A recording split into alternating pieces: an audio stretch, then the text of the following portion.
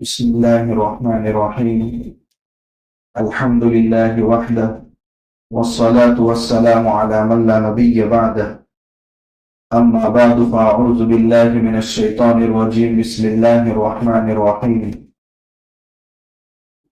شهر رمضان الذي أنزل فيه القرآن. وعن عائشة رضي الله تعالى عنها أنها قالت: كان رسول الله صلى الله عليه وسلم يجتهد في العشر الأواخر ما لا يجتهد في غيره. رواه مسلم. وعن عائشة رضي الله تعالى عنها أنها قالت: كان رسول الله صلى الله عليه وسلم إذا دخل العشر أحيا الليل وأيقظ أهله وجد وشد الميزر. رواه مسلم. وفي رواية أخرى: من قام ليلة القدر إيمانا واحتسابا غفر له ما تقدم من ذنبه. آمنت بالله صدق الله مولانا العظيم وصدق رسوله النبي الكريم ونحن على ذلك لمن الشاهدين والشاكرين والذاكرين والحمد لله رب العالمين. قابل احترام بزرگان دین، اللہ تبارک و تعالی نے اپنی توفیق سے ہماری زندگی میں اور عمر میں اضافہ فرماتے ہوئے ایک عظیم مہینہ ہم سب کو عطا فرمایا تھا۔ ابھی چند دن پہلے ہی ہم دعا کر رہے تھے: اللہم بارک لنا فی رجب و شعبان وبلغنا رمضان۔ اللہ نے 20 رمضان تک ہم کو پہنچایا۔ یہ رمضان کی نسبت گزشتہ 11 مہینے کے ساتھ ایسی ہی ہے جیسا کہ یوسف علیہ السلام کی نسبت اپنے 11 بھائیوں کے ساتھ۔ ایک یوسف کی برکت سے اللہ نے 11 بھائیوں کی معافی کا اعلان فرما دیا۔ رمضان کی عبادات کی توفیق سے اور ان کی برکات سے اللہ تبارک و تعالی گزشتہ 11 مہینوں کو اس کا کفارہ بنا دیتے ہیں۔ دوسری بات، اللہ تعالیٰ نے رمضان کے ایام 29 ہوں گے یا 30 ہوں گے، یہ تو آنے والا وقت بتائے گا۔ اللہ نے یہ 30 چیک ہمارے ہاتھ میں تھمائے ہیں، ان میں سے آج 20 ہمارے آخرت کے بینک میں جمع ہو جائیں گے۔ ہر ایک نے اپنی محنت کے اعتبار سے اپنا چیک جمع کیا۔ کسی نے اس میں 1 کروڑ نیکیاں لکھی، کسی نے اس میں 10 لاکھ نیکیاں جمع کرائی۔ ہر ایک نے اپنی ہمت اور توفیق کے مطابق تنافس سے کام لیا، اور اسی کا ہمیں حکم بھی تھا: وَفِي ذَلِكَ فَلْيَتَنَافَسِ الْمُتَنَافِسُونَ۔ ایسی چیزوں میں آگے بڑھنا چاہیے تھا۔ فرشتہ بھی ندا دے رہا تھا کہ گناہ کرنے والے اب بس کر لے، باز آ جا، مبارک مہینہ شروع ہو چکا ہے، اور جن کے دلوں میں نیکیوں کی عظمت ہے وہ کمر کس لے اور اس مہینے میں خود عبادات سے کام لے۔ یہ 20 دن تو ہماری زندگیوں سے نکل گئے، اب یہ کبھی بھی لوٹ کر آنے والے نہیں ہیں۔ جس طرح اللہ تبارک و تعالیٰ نے اس دنیا کو یکسانیت کے اصول پر پیدا نہیں کیا، بلکہ اس میں فرق مراتب ہیں۔ ایک چیز افضل ہے تو دوسری چیز مفضول ہے۔ یہ مادی چیزوں میں بھی ہے، ایک چیز مضبوط ہے تو دوسری چیز کمزور ہے، اور روحانی چیزوں میں بھی یہ بات ہے۔ آپ دیکھیں گے جانوروں میں، جہاں اللہ تعالیٰ نے ایک طرف ہاتھی اور شیر جیسے جانور، طاقتور جانوروں کو پیدا فرمایا، تو دوسری طرف اللہ تعالیٰ نے ہرن اور بکری جیسے کمزور جانوروں کو بھی پیدا فرمایا۔ مادی چیزوں میں بھی دیکھیں آپ، ایک طرف مضبوط پہاڑ جس کو توڑنا مشکل ہوتا ہے، وہ اللہ نے زمین پر کیل کے مانند کھڑا کر دیا، تو دوسری طرف اللہ نے بالکل متانت اور سنجیدگی والی زمین کو بھی بچھایا کہ اس کے سینے کو چاک کر کے آپ کتنی اونچی عمارت بھی اس میں بنا سکتے ہیں۔ اسی طریقے سے مقامات میں بھی اللہ تعالیٰ نے یہ سسٹم رکھا ہے۔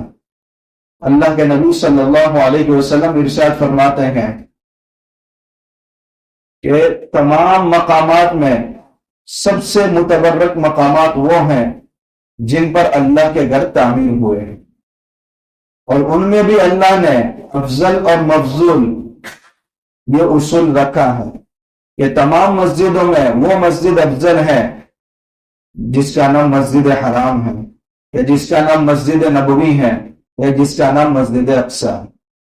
تو آپ مادی چیزوں میں بھی دیکھیں، مقامات میں بھی دیکھیں، مہینوں کے اعتبار سے بھی دیکھیں، دینوں کے اعتبار سے بھی دیکھیں، آپ صلی اللہ علیہ وسلم فرماتے ہیں سید الایام یوم الجمعہ، کہ تمام دنوں میں افضل دن جمعہ کا دن ہے، اس سے بھی افضل دن یوم عرفہ کا دن ہے، جس میں حج کا رکن اعظم ادا کیا جاتا ہے، اور وہاں دعا کی قبولیت کی اللہ کی طرف سے ندائیں بھی لگتی ہیں۔ اب راتوں میں بھی دیکھیں، روایات میں آپ غور کریں گے، اللہ کے نبی صلی اللہ علیہ وسلم فرماتے ہیں سال بھر میں 5 راتیں ایسی ہیں کہ جن کو اللہ نے خصوصی فضیلت عطا فرمائی ہے۔ ایک یوم عرفہ کی رات یعنی 9ویں ذی الحجہ کی رات، ایک عید الاضحیٰ کی رات یعنی 10ویں ذی الحجہ کی رات، ایک عید الفطر کی رات، اور ایک شب برات اور ایک شب قدر۔ ان 5 راتوں میں بھی سب سے افضل رات ہے تو وہ شب قدر ہے، جس کے متعلق اللہ تعالیٰ نے پوری ایک سورت 30ویں پارے میں نازل فرمائی ہے۔ تو اللہ نے اس کائنات کو یکسانیت کے اصول پر نہیں بنایا، کوئی افضل ہے کوئی مفضول ہے۔ انبیاء کی جماعت سب سے مقدس ہے، مگر ان میں بھی فرق مراتب ہیں۔ تلک الرسل فضلنا بعضهم علی بعض، یہ رسولوں کی جماعت ہے، ان میں کے بعض کو بعض پر ہم نے فضیلت عطا فرمائی ہے۔ تو راتوں میں بھی فرق مراتب ہیں، دینوں میں بھی فرق مراتب ہیں، عشروں میں بھی فرق مراتب ہیں۔ 3 عشر رمضان کی شکل میں اللہ تعالیٰ نے عطا فرمائے، ایک رحمت کا عشرہ، ایک مغفرت کا عشرہ، اور ایک عتق من النار کا عشرہ۔ ان تینوں عشروں میں سب سے افضل عشرہ کون سا ہے؟ تیسرا عشرہ ہے، جس میں اللہ تعالیٰ نے بیک وقت کتنی ساری چیزیں جمع کر دی۔ اس کے دلائل بے شمار علماء نے کتابوں میں جمع کر دیے ہیں کہ تیسرا عشرہ پہلے 2 عشروں سے افضل ہے۔ سب سے پہلی دلیل یہ ہے قرآن کریم کی 2 پارے کی جو آیت میں نے آپ کے سامنے پڑھی ہے، اس آیت سے ہمارا ذہن جاتا ہے رمضان کے آغاز کی طرف، شہر رمضان الذی انزل فیہ القرآن۔ حالانکہ اس آیت میں تھوڑا سا تفکر اور تدبر کرے تو اس آیت کا پورا تعلق آخری عشرے سے ہے۔ رمضان میں قرآن کریم کا نزول ہوا ہے، مگر کون سے عشرے میں ہوا ہے؟ اب روایات میں دیکھیں گے، قرآن تو کہہ رہا ہے انا انزلناہ فی لیلۃ القدر، ہم نے قرآن شب قدر میں اتارا ہے۔ شب قدر کون سے عشرے میں ہوتی ہے؟ آپ احادیث میں دیکھیں گے تو پتہ چلے گا کہ شب قدر آخری عشرے میں ہوتی ہے۔ تو قرآن کا نزول لوح محفوظ سے سمائے دنیا پر جو ایک رات میں ہوا ہے، وہ کون سی رات میں ہوا؟ شب قدر میں۔ اور شب قدر کون سے عشرے میں ہوتی ہے؟ آخری عشرے میں ہوتی ہے۔ اور کون سی راتوں میں ہوتی ہے؟ طاق راتوں میں ہوتی ہے۔ تو قرآن کا نزول بھی آخری عشرے میں ہوا ہے۔ یہ دلیل ہے اس بات کی کہ آخری عشرہ پہلے 2 عشروں کے مقابلے میں افضل ہے۔ دوسری بات، اللہ تبارک و تعالیٰ نے اس میں ایک ایسی عبادت کو رکھ دیا کہ جس عبادت کی وجہ سے کوئی بھی انسان شب قدر کی ناقدری سے بچ سکتا ہے، اور وہ عبادت ہے اعتکاف کی عبادت۔ اللہ کے نبی صلی اللہ علیہ وسلم نے زندگی کے تمام رمضانوں میں آخری عشرے کا اعتکاف کیا، اور مقصد کیا تھا؟ شب قدر کی تلاش۔ تو یہ عبادت بھی اللہ تعالیٰ نے آخری عشرے میں رکھی ہے، تاکہ میرے بندے میرے دوست بن جائیں، میرے بندے میرے محبوب بن جائیں۔ کہیں ایسا نہ ہو کہ شروع کے 2 عشروں میں ان سے کوتاہی ہو گئی ہے، تو میں نے ایک اور آخری موقع بھی ان کو دیا ہے، اور اس میں بھی غفلت کا امکان ہے، تو ہم نے ایسی عبادت رکھ دی کہ برے ماحول سے بچ کر میرے گھر میں آ جائیں، جہاں کوئی گنہگار نہیں پہنچتا، جہاں کوئی گناہوں میں مبتلا کرنے والا نہیں پہنچتا، جہاں ماحول پورا اچھا بنا ہوا ہوتا ہے۔ تو ایک تو قرآن کا نزول، ایک اعتکاف جیسی عبادت، اور تیسری تمام راتوں میں سب سے افضل رات شب قدر وہ کس میں ہے؟ آخری عشرے میں۔ اِنَّا أَنزَلْنَاهُ فِي لَيْلَةِ الْقَدْرِ، جس کو اللہ تعالیٰ نے فرمایا کہ یہ ایسی رات ہے جو 1000 مہینوں سے افضل ہے، 1000 مہینوں سے زیادہ۔ اب کتنی زیادہ وہ تعین اللہ ہی بہتر جانتا ہے، بندے اس کی تعین نہیں کر سکتے، لیکن 1000 مہینوں کو اگر آپ 12 پر تقسیم کریں کہ 12 مہینے کا ایک سال بنتا ہے تو 1000 مہینے کے کتنے سال بنیں گے؟ 83 سے زیادہ سال بنتے ہیں۔ اگر کوئی بندہ شب قدر میں جاگ کر عبادت کر لیتا ہے تو پوری ایک زندگی اس کی عبادت کے اندر گزری ہے اور رتی برابر بھی کوئی کمی نہیں ہوئی۔ اس لیے حضرت عائشہ رضی اللہ تعالیٰ عنہ قربان جائے، اللہ تعالیٰ کروڑوں رحمتیں ان کی قبر پر نازل فرمائیں کہ شب قدر میں اور رمضان کے آخری عشرے میں ہمیں کیا کرنا چاہیے، آپ نے امت کے سامنے پیش فرما دیا۔ مسلم شریف کی 2 روایتیں میں نے آپ کے سامنے پڑھی ہیں۔ پہلی روایت میں حضرت عائشہ رضی اللہ تعالیٰ عنہ فرماتی ہیں جب آخری عشرہ شروع ہوتا تھا اللہ کے نبی صلی اللہ علیہ وسلم اپنے آپ کو اتنا تھکاتے تھے جتنا شروع کے 2 عشروں میں نہیں تھکاتے۔ یجتہد فی العشر الاواخر ما لا یجتہد فی غیرہ، اتنا جد و جہد اور کوشش کرتے تھے جتنا پہلے 2 عشروں میں نہیں کرتے تھے، یعنی آپ کا تھکنا، آپ کی کوششیں آخری عشرے میں اور مزید میں اضافہ ہو جاتا تھا۔ دوسری روایت میں حضرت عائشہ رضی اللہ تعالیٰ عنہ فرماتی ہیں اذا دخل العشر، جب آخری عشرہ داخل ہو جاتا تھا اللہ کے نبی صلی اللہ علیہ وسلم راتوں کو مسلسل جاگنا شروع کرتے تھے۔ احیا اللیل، راتوں کو زندہ کرتے تھے، یعنی رات میں سونا آپ کا اب معمول ختم ہو جاتا تھا۔ وَأَيْقَظَ أَهْلَ، اپنے گھر والوں کو بھی جگا دیتے کہ ان راتوں میں جاگ کر کے عبادتیں کرو۔ پھر آگے فرمایا وَجَدَّ، اور بہت کوشش کرتے تھے، وَشَدَّ الْمِيزَرَ، اور اپنی لنگی کو مضبوط باندھ لیتے تھے کہ اب تو عبادت کے لیے تھکانا ہے اور کسی مشغلے میں مشغول نہیں ہونا، یا یہ کہ اپنے اہل و عیال سے بالکل الگ ہو جاتے تھے اور اللہ کے ساتھ مناجات میں ان کا وقت گزرتا تھا۔ تو آخری عشرے میں اللہ کے نبی صلی اللہ علیہ وسلم کا سب سے زیادہ عبادات میں اپنے آپ کو تھکانا ان 2 روایتوں میں مذکور ہے۔ ہمارا ہم حال دیکھیں کہ کہیں آخری عشرہ غفلتوں کی نظر تو نہیں ہو رہا، کہیں تجارت کی نظر تو نہیں ہو رہا ہے، کہیں خرید و فروخت کی نظر تو نہیں ہو رہا ہے، کہیں ہوٹل بازیوں کی نظر تو نہیں ہو رہا ہے، کہیں ادھر ادھر گھومنے کی نظر تو نہیں ہو رہا۔ بہت افسوس کے ساتھ کہنا پڑ رہا ہے کہ ہمارے بہت سارے نوجوان ایسے ہیں جو آخری راتوں میں سحری تک گاڑیاں لے کر کے گھوم رہے ہیں۔ ان سے زیادہ محروم القسمت ان راتوں میں اور کوئی نہیں ہو سکتا۔ ہم تو یہ کہتے ہیں آپ سو جائیں، کم سے کم نیکیاں جمع نہیں ہوگی لیکن ان خطرناک وبال سے تو آپ اپنے آپ کو بچا سکیں گے۔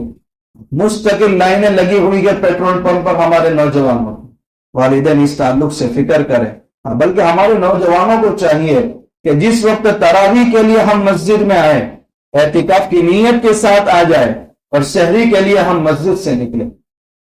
ہر مرتبہ ہر رات میں مسجدوں میں نفلی اعتکاف کرنے والوں کی تعداد بڑھنی چاہیے۔ ہم دن میں نہیں کر سکتے، کم سے کم رات میں جب تراویح کے لیے آئے اعتکاف کی نیت کر کے آ جائے اور سحری کے وقت اپنی عبادات سے فارغ ہو کر کے چلے جائے۔ بہت آسان حل ہے، اچھے ماحول میں اپنے آپ کو لانا پڑے گا، تبھی عبادات کا ذوق ہمارے دلوں میں پیدا ہوگا، ورنہ راتوں میں جاگنے سے ان راتوں کی ناقدری ہوتی ہے۔ اور شب قدر کی لمحے کی عبادت جیسے انسان کو ایک زندگی بھر کی عبادت سے آراستہ کر دیتی ہے، اسی طریقے سے شب قدر کی ایک لمحے کی ناقدری انسان کو ہمیشہ کے لیے محروم بنا دیتی ہے۔ اس لیے ہمیں اپنے آپ کو غلط مشاغل سے ان راتوں میں بچانا ہے، اور سب سے پہلا کام کہ ہماری عبادتوں میں کوشش آخری عشر میں بڑھنی چاہیے۔ دوسرا کام، عام طور پر ہم پہلے 2 عشروں میں قرآن کی تلاوت کرتے ہیں، لیکن آخری عشرے میں پھر قرآن کی تلاوت کا اتنا معمول نہیں رہتا۔ جو کچھ پڑھ لیا پہلے 2 عشروں میں، نہیں، آخری عشرے کا پہلے 2 عشروں کی بنسبت قرآن سے تعلق زیادہ ہے، کیونکہ آخری عشرے میں قرآن کا نزول ہوا ہے، اس لیے آخری عشرے کو سب سے زیادہ قرآن کی تلاوت کا معمول بنا ہے۔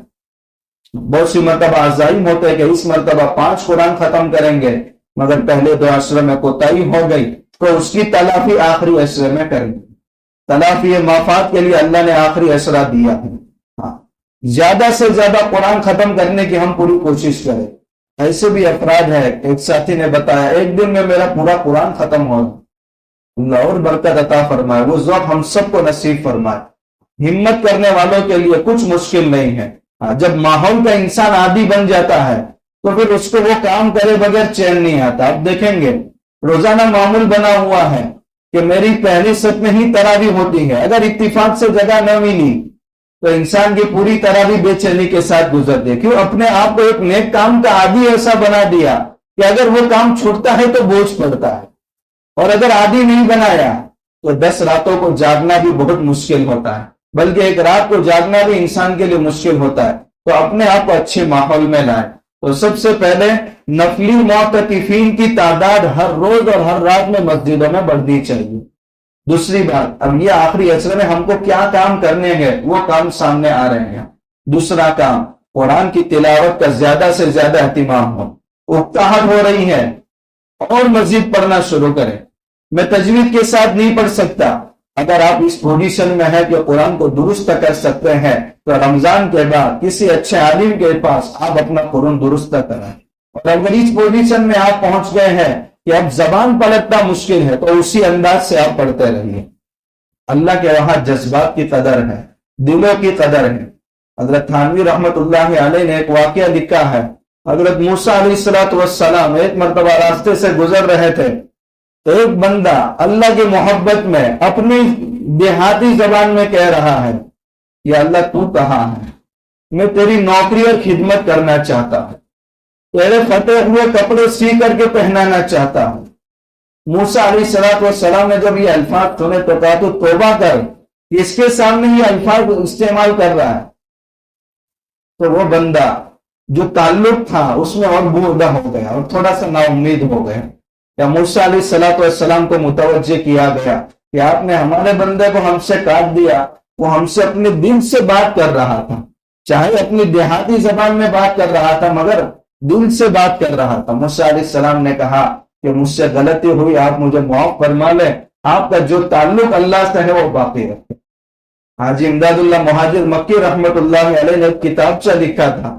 ایک مرتبہ راستے سے گزر رہے ہیں، ایک بندہ انہی کی کتاب ترنم کے ساتھ ایک بڑے مجمع کو سنا رہا.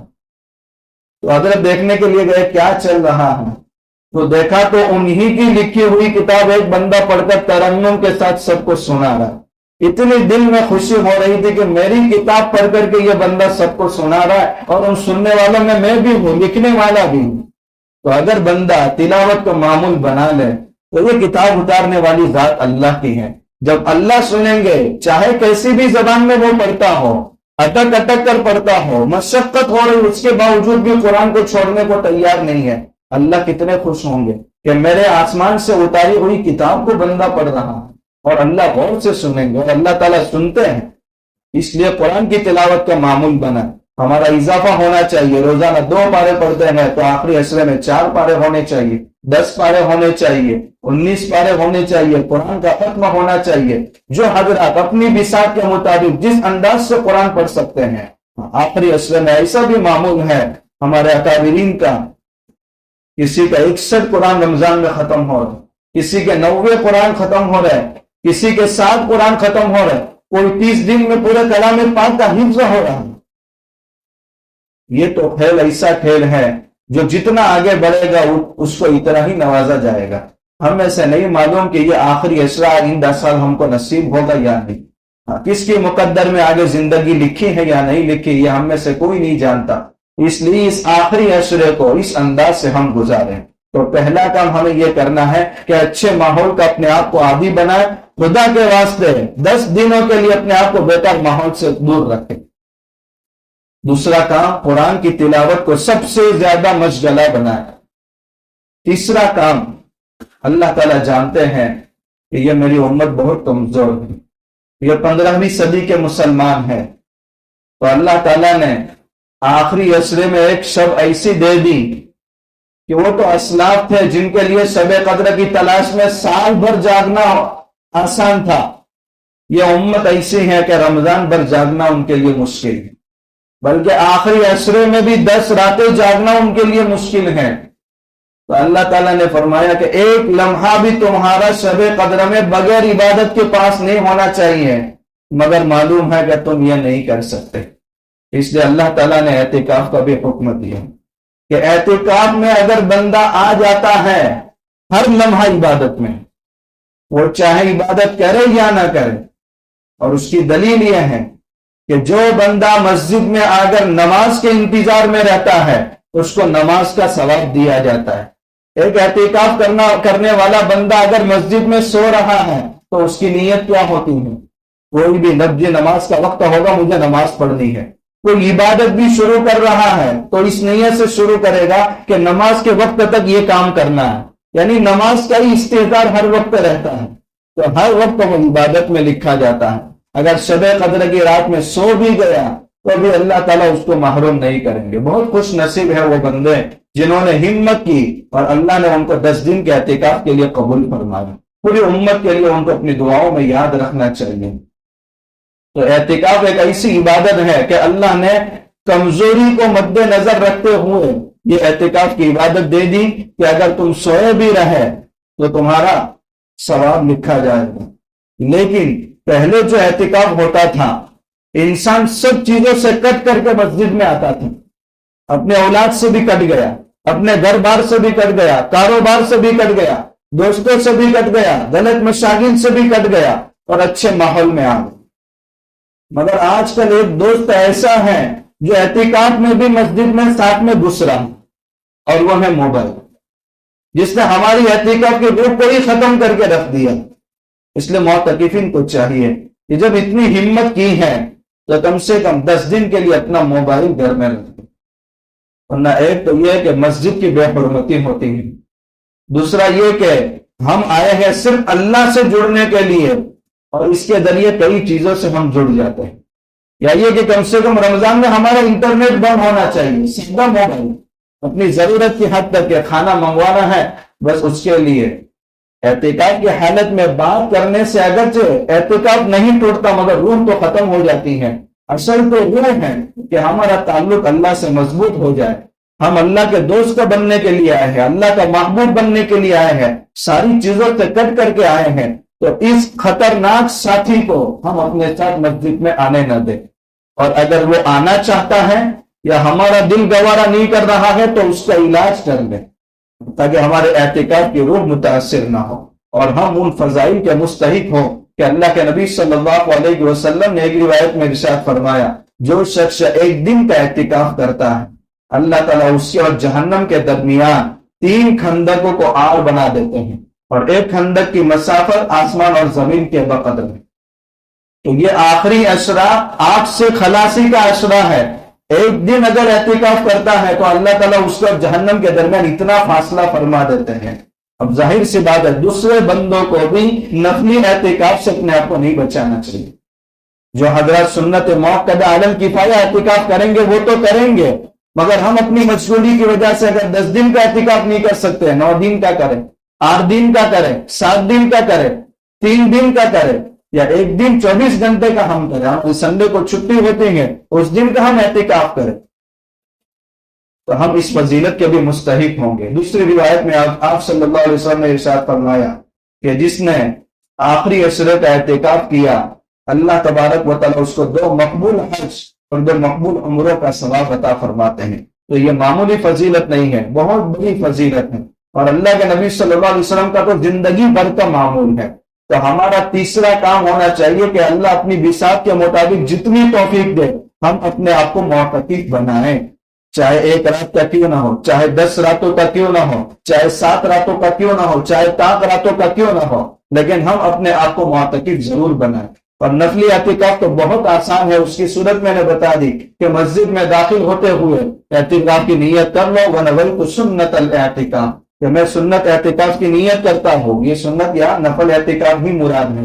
تو نفل اعتکاف کا بھی ثواب مل جائے گا، مسجد میں وقت پر گزرے گا تو اعتکاف کے جو فضائل ہے اس کا وہ بندہ مستحق ہو جائے گا. تیسرا کام دعاؤں کا بہت اہتمام کرنا ہے.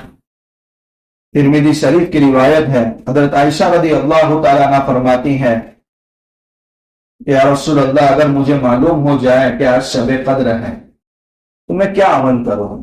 یعنی وقت بہت تھوڑا ہوتا ہے، یہ بھی کرنے جاؤ وہ بھی کرنے جاؤ تو کوئی بھی عمل ہوتا نہیں اور اطمینان نہیں ہوتا، کیا دعا کرو؟ تو اللہ کے نبی صلی اللہ علیہ وسلم نے ایک دعا سکھائی. ظاہر سی بات ہے شب قدر کی پوری روح سے واقفیت انبیاء کو زیادہ ہوگی. اللہ کے نبی صلی اللہ علیہ وسلم نے ایک مختصر دعا سکھائی جو 3 جملوں پر مشتمل ہے. اللہم انک عفو، اے اللہ معاف کرنے والے ہیں، تحب العفو، معاف کر کے آپ راضی ہوتے ہیں، معاف کرنا آپ کو پسند ہے. فاعف عنا یا کریم، اے ہمارے پروردگار ہمیں معاف کر. اتنی جامع دعا ہے، ایک گنہگار غلام کے لیے اس سے زیادہ خوشی کیا ہو سکتی ہے کہ اس کا آقا اس کو معافی کا پروانہ دے دے. تو اس دعا کو ہم یاد کر لیں، آخری عشرے مسلسل پڑھتے رہے. رمضان کا ہر لمحہ پتہ نہیں کون سا قبولیت کا ہوگا. اللہم انک عفو تحب العفو فاعف عنا یا کریم، یہ دربار نبوی سے نکلا ہوا ایک اہم نسخہ ہے جو اس امت کو حضرت عائشہ رضی اللہ تعالی عنہا کے صدقے طفیل ملا ہے. اس لیے اس دعا کا ہم خود اہتمام کریں. اس کے بعد اس عشرے کے اندر عید سے پہلے ایک عمل ہوتا ہے صدقۃ الفطر کا. اس کی حکمت علماء نے بڑی عجیب لکھی ہے. ایک آدمی سے نماز میں سہو ہو جائے تو اس کی تلافی کی کیا شکل ہے؟ سجدہ سہو ہے. سجدہ سہو سے وہ واجب جو چھوٹ گئے تو اس کی تلافی ہو گئی اور پوری نماز درست ہو گئی. جس کا رمضان کا مہینہ اگر غلطیوں کے ساتھ گزرا ہے اور ایک اللہ نے تلافی صدقہ فطر کی شکل میں رکھی ہے. صدقہ فطر کا درجہ رمضان میں ایسا ہے جیسا سجدہ سہو کا درجہ نماز میں ہے. اب اس سے اندازہ لگائے کہ اللہ نے نوازنے کا کوئی موقع چھوڑا ہے. لیکن اللہ کے نبی صلی اللہ علیہ وسلم نے فرمایا، ایک روایت کے مطابق 4 بندے اور دوسری روایت میں 3 بندوں کا تذکرہ ہے کہ ایسے خوشگوار موسم میں بھی ان کو محروم کر دیا جاتا ہے.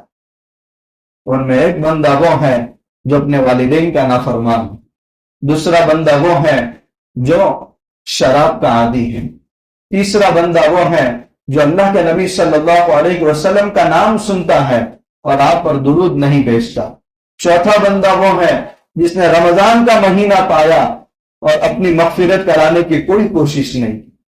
تو نوازنے کے سارے مواقع اللہ تعالیٰ نے ہر طرف سے دے دیے اور اس کے باوجود اگر بندہ اپنی مغفرت نہیں کرا پا رہا ہے تو پھر اس کی بد نصیبی ہے. اللہ ایسے بد نصیبوں سے ہماری اور پوری امت مسلمہ کی حفاظت فرمائے.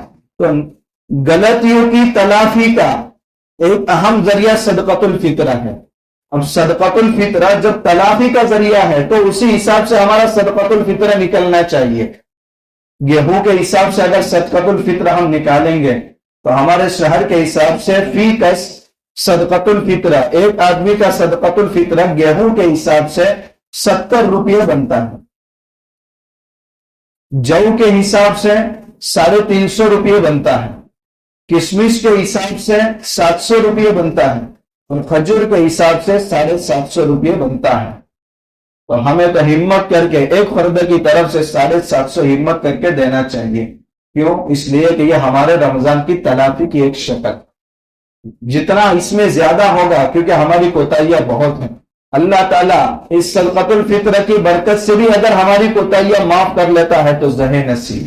یہ اللہ تعالیٰ کی طرف سے نوازش ہے. اس لیے صدقۃ الفطر آخری عشرے میں ہم پہلے نکال دیں گے کیونکہ اس سے ہمارے وہ مسلمان بھائی جو غربت کے شکار ہیں وہ بھی خوشی کے ساتھ عید کے موقع پر ہماری خوشیوں میں شریک ہو جائے.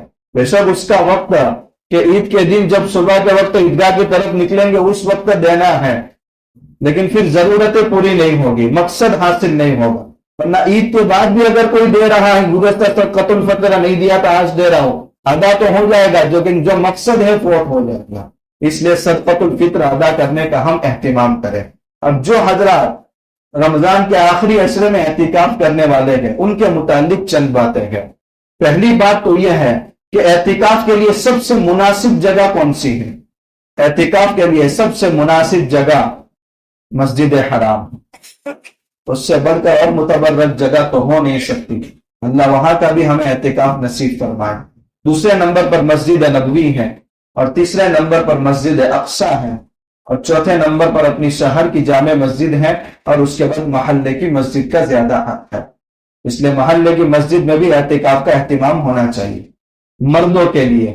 بلڈنگوں میں جو عبادت خانے بنے ہوئے ہیں اس میں اعتکاف سنت موقدہ درست نہیں ہوتا ہے۔ عورت اپنے گھر کے اس حصے میں جہاں نماز ادا کرنے کی جگہ متعین ہے وہاں، یا اگر پہلے سے متعین نہ ہو تو ایک روم متعین کر لے اور اسی جگہ وہ اعتکاف میں رہے، اس روم میں گھومنے کی اجازت ہے، اس کے علاوہ بغیر شرعی اور طبعی ضرورت کے باہر نہیں نکل سکتی۔ تو عورت کے لیے اپنے گھر میں اعتکاف کرنا ہے، اور مرد کے لیے اپنے محلے کی مسجد میں جہاں 5 وقت کی نماز بھی ہوتی ہے، جمعہ کی نماز بھی ہوتی ہو، ایسی مسجد کے اندر اس کو اعتکاف کرنا ہے۔ دوسرے نمبر پر اعتکاف 3 قسم کا ہے، لیکن ان میں 2 قسموں سے واسطہ پڑتا ہے۔ ایک واجب اعتکاف ہے، ایک سنت موقدہ جو آخری عشرے کا اعتکاف ہے، 10 دن کا اعتکاف۔ یہ 10 دن کا اعتکاف کرنے والے حضرات آج ہی افطاری کا وقت شروع ہونے سے پہلے مسجد میں آ جائے۔ آج کل اعتکاف میں ایک سسٹم یہ شروع ہوا ہے کہ ہر معتکف کے لیے مسجدوں میں پردے لگے ہوئے، حالانکہ یہ اعتکاف کی روح کے خلاف ہے۔ اعتکاف کے لیے اپنے ایک بچھانے کی چادر، ایک اوڑھنے کی چادر اور ایک تکیہ، ہر بندہ آ کر آسانی سے اعتکاف کر سکتا ہے۔ عبادتوں میں اپنا وقت لگائے، جب سونے کا وقت ہو جائے ایک چادر بچھا کر، ایک اوڑھ کر، تکیہ لگا کر کے سو جائے۔ لیکن ہر معتکف کے لیے یہ پردہ، حضرت مفتی سعید احمد صاحب پالنپوری رحمۃ اللہ علیہ فرماتے ہیں کہ دیوبند میں ہمارے محلے کے ایک ساتھی نے مجھے پوچھا کہ حضرت اتنے سال سے دیکھ رہا ہوں کہ مسجد میں پردے کے پیچھے کیا کر رہے ہیں، کچھ سمجھ میں نہیں آ رہا۔ آج تک ہم وہ عبادت نہیں کر سکتے جو اس میں انجام دی جا رہی ہے اعتکاف کی حالت میں، مجھے آتی نہیں، اس لیے میں نے اعتکاف کیا ہی نہیں۔ اعتکاف کی روح کے بھی یہ خلاف ہے۔ اللہ کے نبی صلی اللہ علیہ وسلم کے لیے پردہ لگایا گیا تھا، مگر وہ حضور تھے، ہم حضور نہیں ہیں، اس لیے بالکل سادہ ماحول ہونا چاہیے ہماری مسجدوں کا۔ کوئی بڑے عالم دین ہے کہ لوگ ان کے ملاقات کے لیے آتے ہیں، پرسنل میں ان کی بات ہوتی ہے تو دوسرے عبادت کرنے والوں کو حرج نہ ہو، اس وجہ سے ایک حصہ الگ کر دیا جاتا ہے، وہ تو برابر ہے، مگر ہر معتکف کے لیے کہ پھر وہاں دن بھر سوتے رہتے ہیں، اللہ حفاظت فرمائے، کیونکہ اعتکاف کی روح کی یہ خلاف ہے۔ تو مسجد کے اندر جو اعتکاف آخری عشرے کا ہوگا وہ سنت، اگر مغرب کے بعد بھی کوئی آیا نفل اعتکاف ہوگا، سنت اعتکاف کا اس کو ثواب نہیں ملے گا۔ اس لیے آج افطاری کا وقت شروع ہونے سے پہلے آ جائے، اور نفلی اعتکاف تو ہم کسی بھی وقت کر سکتے ہیں، کتنے بھی وقت کا کر سکتے ہیں، چاہے 2 گھنٹے کا ہو کہ 3 گھنٹے کا ہو کہ آدھے گھنٹے کا ہو، کہ نماز کا وقت ہمیں مسجد میں گزارنا ہے اور اس وقت اعتکاف کی نیت کر لی، وہ بھی اعتکاف کا ثواب حاصل ہو جائے گا۔ اسی طریقے سے مغرب سے عشاء کا درمیان کا جو وقت ہے وہ بھی بڑی فضیلت کا حامل وقت ہے۔ اگر کوئی حضرت نفلی اعتکاف کرنا چاہتے تو اس میں بھی وہ نفلی اعتکاف کر سکتے ہیں۔ اس کے بعد دوسری چیزیں ایسی ہیں کہ جن کی وجہ سے ہمارا اعتکاف ٹوٹ جاتا ہے۔ اگر عورت اعتکاف کی حالت میں ہے اور ماہواری کے ایام شروع ہو گئے تو اب اس کا اعتکاف اسی حالت میں ٹوٹ جائے گا۔ روزہ تو ٹوٹ گیا، اعتکاف بھی ٹوٹ گئے۔ لیکن مرد اعتکاف کی حالت میں ہے اور جنابت کی حالت یعنی غسل واجب ہو گیا تو اس کا اعتکاف نہیں ٹوٹے گا، مگر اس حالت میں مسجد میں رہنا نہیں بلکہ اپنا واجب غسل ادا کر لینا۔ تو عورت کا حکم الگ ہے، مرد کا حکم الگ ہے، تو وہاں اعتکاف ٹوٹ گیا، روزے کی قضا رمضان کے بعد کرے گی۔ اور اگر ماہواری کے ایام پورے ہو گئے اور ابھی رمضان کے دن باقی ہیں اور رمضان میں ہی اس اعتکاف کی قضا کرنا چاہتی ہیں، اس اعتکاف کی قضا کرنا ہی ہے، لیکن 10 دن کے اعتکاف کی قضا نہیں کریں گے۔ اعتکاف میں 10 دن میں ہر دن الگ الگ مستقل شمار ہوتا ہے۔ اگر کسی نے 10 دن کے اعتکاف کی نیت کر کے مسجد میں بیٹھا اور 5ویں دن ایسا ہوا کہ اتنا بیمار ہو گیا کہ روزہ نہیں رکھ سکا تو بغیر روزے کے سنت اعتکاف بھی درست نہیں ہوتا، بلکہ اس کے لیے روزہ بھی شرط ہے، اور 5ویں دن روزہ نہیں رکھ سکا تو اس کا اعتکاف ٹوٹ گیا۔ جب اعتکاف ٹوٹ گیا تو 5 دن ہوئے ہیں، اب کتنے دنوں کی قضا کرے گا؟ اس کو 1 دن کی ہی قضا کرنا ہے۔ اگر سمجھو کہ یہ اعتکاف ٹوٹ گیا اور اس کے بعد 26ویں روزے کو تندرست ہو گیا اور ایک دن قضا کی نیت سے اس نے رمضان کا روزہ ہے اور قضا اعتکاف ہے تو بھی قضا درست ہو جائے گی. اور اگر رمضان میں موقع نہیں ملا تو رمضان کے بعد ایک دن کا پورا اعتکاف کرے کہ غروب آفتاب سے پہلے معتکف بن جائے, روزہ صبح صادق سے شروع کرے اور غروب آفتاب تک روزہ رکھیں تو روزے کے ساتھ اعتکاف کی قضا ہوگی. اگر کوئی شخص اعتکاف کی حالت میں بے ہوش ہو گیا ہے اور ایک دن تک بے ہوش رہے تو اس کا اعتکاف ٹوٹ جائے گا. مسجد سے اعتکاف کی حالت میں بھول سے نکل گیا یا کونے میں کھڑا تھا اور کسی نے مذاق میں دھکا دے دیا اور حضرت باہر چلے گئے تو بھی اعتکاف ٹوٹ جائے گا. اس لیے اگر کوئی دشمن ہو تو وہاں نہ ٹھہرے کہ دھکا دے کر تمہارا اعتکاف فاسد کر سکتا ہے. اگر بیڑی پینے کے لیے مسجد کے باہر گئے ہیں صرف تو اب بیڑی ہی پیتے رہنا ہے, اس سے اعتکاف ٹوٹ جائے گا. یہ جو ساری ضرورتیں ہیں وہ اسی وقت پوری کرنا ہے جب ہم استنجا کے لیے جائیں. بہت سارے حضرات اعتکاف میں بیٹھ جاتے ہیں تو اب نہ بولنا یعنی خاموشی بھی عبادت سمجھتے ہیں, یہ مکروہ ہے. بالکل بولنا چاہیے, نغوا باتیں نہیں بولیں گے لیکن کام کی باتیں بولیں گے. اسی طریقے سے استنجا کے لیے ہم جا رہے ہیں, خیریت معلوم کر سکتے ہیں, وہاں کوئی نہ بولنے کا روزہ نہیں ہے بلکہ جاتے جاتے ہوئے سلام کرنا چاہیے. کوئی سلام کا جواب دے رہا ہے جواب بھی دے سکتے ہیں, خیریت بھی معلوم کر سکتے ہیں, مگر مستقل خیریت معلوم کرنے کے لیے آدھا گھنٹہ نہ ٹھہرے بلکہ چلتے چلتے خیریت معلوم کر سکتے ہیں, بات کر سکتے ہیں. ٹھنڈک کے غسل کے لیے بھی معتکف نہیں جا سکتا. ہاں اگر بہت زیادہ شدید ضرورت ہے تو یہ کر سکتے ہیں کہ مسجد کے اندر کے حصے میں کونے میں بڑے برتن میں پانی بھر کر کے تولیے کے ذریعے اپنے بدن کو پوچھ لیں تاکہ ٹھنڈک حاصل ہو جائے اور بدن کی بدبو بھی ختم ہو جائے. بہت سی مرتبہ جب معتکف اپنی ضرورت کے لیے جاتا ہے تو وہاں انتظار کرنا پڑتا ہے, بیت الخلا فارغ نہیں ہے.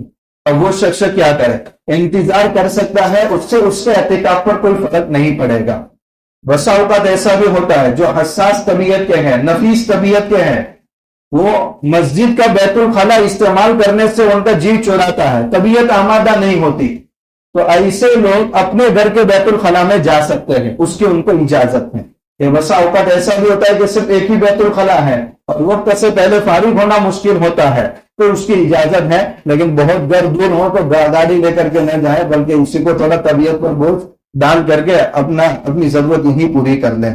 تو یہ چند باتیں تھی اعتکاف کے متعلق, اور بھی جو مسائل آپ کے پیش آئیں گے انشاءاللہ مسجد میں آپ وہ مسائل پوچھ سکتے ہیں, لیکن یہ آخری اشرہ ہے, کوتاہی کی نظر نہ ہو. اللہ سے ہم توفیق بھی مانگے. اور اس وقت پوری امت بہت خطرناک موڑ پر کھڑی ہے اور ہم جانتے ہیں یونس علیہ السلام جس طرح مچھلی کے پیٹ میں گھٹن محسوس کر رہے تھے, اس وقت عالم اسلام کا ایک حصہ, مسلمانوں کا فلسطین کا حصہ اس وقت اس شدید گھٹن میں ہے.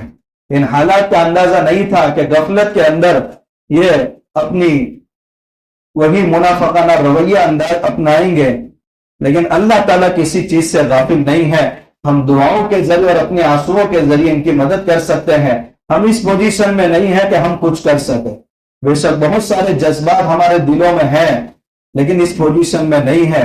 اللہ تعالیٰ اس پوزیشن میں ہم کو بنا دے, یا اللہ تعالیٰ فرشتوں کے ذریعے ان کی نصرت فرما دے. اللہ تعالیٰ کے ہاتھ بندے ہوئے نہیں ہیں, اللہ تعالیٰ کے لیے کوئی سرحد نہیں ہے, مگر ہمیں اپنی دعاؤں کے ذریعے اللہ کی نصرت کو متوجہ کرنے کی ضرورت ہے, اللہ کی رحمت کو متوجہ کرنے کی ضرورت ہے. اس لیے آخری عشرہ ہمارا غفلت کی نظر نہ ہو جائے. اللہ اس سے ہماری بھی حفاظت فرمائے, شب قدر کی قدر ہم سب کو نصیب فرمائے. وآخر دعوانا الحمدللہ رب العالمین.